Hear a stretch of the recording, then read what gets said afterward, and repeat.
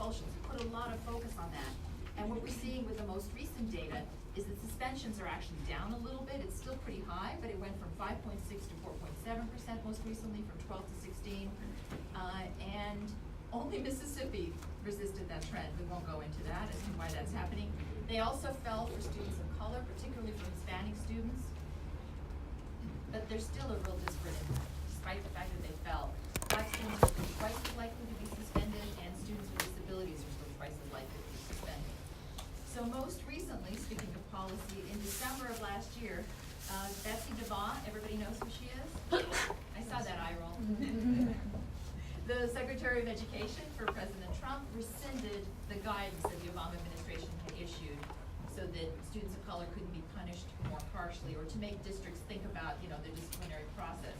And the rationale was that it had a chilling, this was the rationale that the task force that she put together that came up with this recommendation to suspend it gave, which is that it had a chilling effect on school discipline, particularly on the use of exclusionary discipline, so that would be suspension, out-of-school suspensions and expulsions, and that it's forced teachers to reduce discipline to non-exclusionary methods, even when they are inadequate or inappropriate to the misconduct, with significant consequences for student and teacher safety.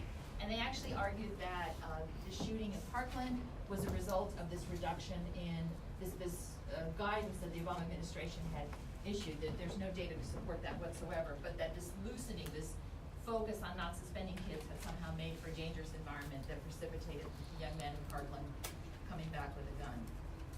There was also a survey even more recently of superintendents, and what they found is that out of 950 districts, 7% of the superintendents said that the guidance had actually had a very positive impact, and only 1% said that they weren't so happy with the guidance, that maybe it had a negative impact.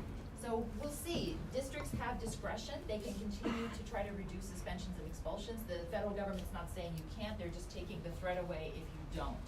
So we'll see what happens, because public policy matters, right? And with that, I think I'm going to stop. Sure. Would you mind taking questions? Oh, no, I'd be happy. Are they there all the time? It varies to how much money the district has. I think in the districts where, they're supposed to maintain safety, yeah, they tend to be there pretty much. And some schools have multiple SROs. Well, Yeah. Some schools have metal detectors when you walk in, or I'm seeing nods. Yeah. Did any of you have that in your schools? Metal detectors? Oh my gosh, how does that make you feel, right? You're not a student, you're kind of a potential criminal. So you're walking in and you're scanned, or you go through the detector, your book bag is checked.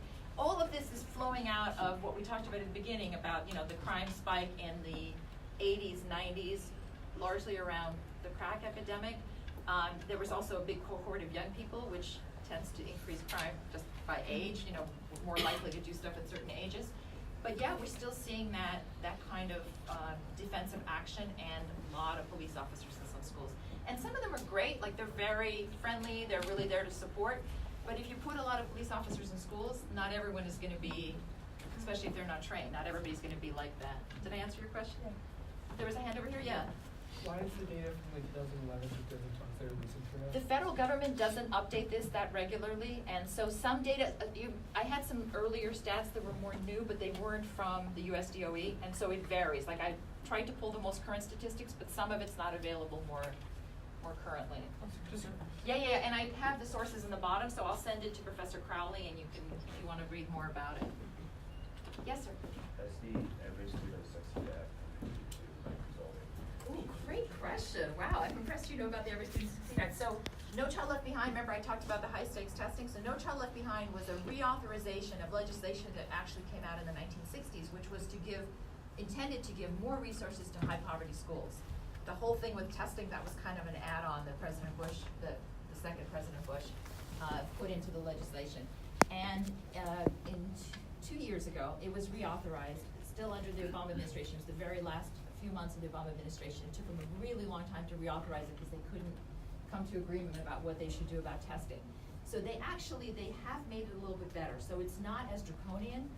All these things I talked about with No Child Left Behind, where your school could be closed, teachers could be fired, administrators could be fired.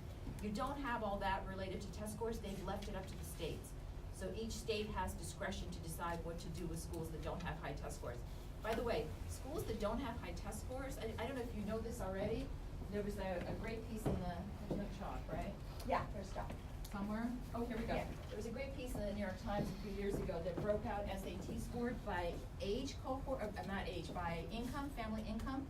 So it was like families under 20,000 a year, and then, you know, they would have gradations for every 20,000 more that you made, all the way up to families making 200K and up. Okay, do you know what the difference was in terms of SAT scores? This is the old SAT, so, anyone wanna guess? Yeah? My guess is that if you come from lower income households, you can have a lower score. Yeah, major league lower, 400 points, the difference between those two. And every step of the way, you see a higher test score. Why? Because they can afford tutoring, they probably go to well-funded schools. Yes, nutrition, you don't have asbestos, you don't have, you know, other contaminants, you have healthcare, right? Your parents are educated, you have all kinds of benefits because your parents can read to you. You have, like, I don't know if you read the research about vocabulary. Kids who are coming from low-income families start school with thousands, hundreds of thousands fewer words than a child who's coming from a middle-class family. So it's just all this advantage that's just built in from being middle class. And as you get up into the 200,000 range, then yeah, you have, you know, access to tutoring or special courses, etc. So the test scores really measure, most of all, your family background. Educational attainment of parents, number one, and income level of parents, number two. So they're still basing schools on test scores, but what ESSA does is it doesn't punish the schools. It says to the states, you decide what to do with them. And so that makes the pressure less, at least a little less intense, because the states have more political pressure not to be onerous on their own school districts. So they're less likely to close schools. I mean, you still have that going on, but it's much less. So, and the other thing ESSA does is suspensions and expulsions now have to be factored into how schools are evaluated, and it's all being reported much more openly. And so it puts a big focus on this, right? That's what the Obama administration did with that guidance. They said, hey, this is a problem, and so suddenly everybody was looking at this and saying, oh, it's a problem, we need to do something. Before that, it was kind of quiet, like no one was paying attention to it. So now you have to report that every year, and in fact, if you look at the New Jersey Department of Education website, they have school report cards, and most of the metrics are test score driven, but they do have this one thing about suspensions and expulsions, so you can see how schools are doing.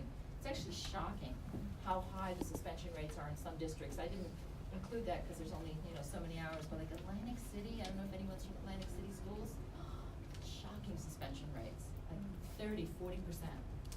Unbelievable. Like something's really wrong when you're suspending that many. Well, I think if you're suspending any kids, but especially those rates. There was another question here, no? Yes, sir. So, like at the college, you're at the beginning, you make your time teaching growth in banquet time. Oh. And do you see is there any difference between, you know, their approach to disciplinary issues in school compared to the university? I don't know, I was teaching at a university and they were incredibly well behaved. And I don't think they understood a lot of what I was saying because I was teaching in English. They spoke English, but not like you speak English, right? I mean, they spoke it like a foreign language. So, but they were very polite and very, very nice, but they were college students. It's a great question. So, you guys have been amazingly Let's thank like, Professor cooperative. Rubin.